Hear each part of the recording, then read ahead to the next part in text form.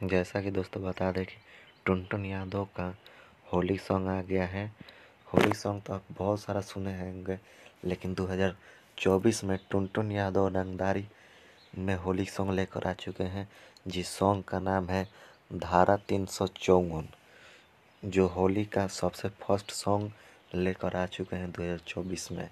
तो आपको बता दें कि जो सॉन्ग है होली का धारा 254, जिसमें टुनटुन यादव ने गाया है, और धारा 354 के सॉन्ग के राइटर हैं सुनील सागर जी, जो एक से एक लोकगीत लिखते हैं।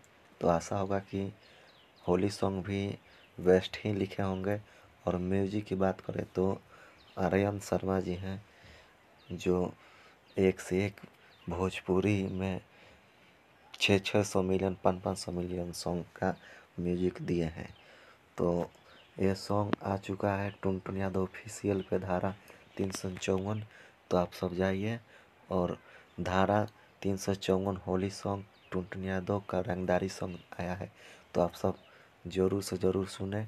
टुनटुन यादव ऑफिशियल चैनल पे आया है।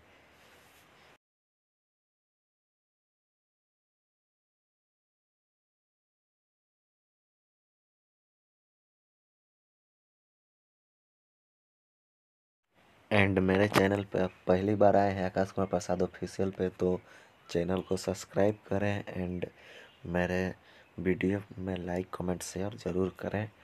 तो मिलते हैं नेक्स्ट वीडियो में, तब तक के लिए धन्यवाद।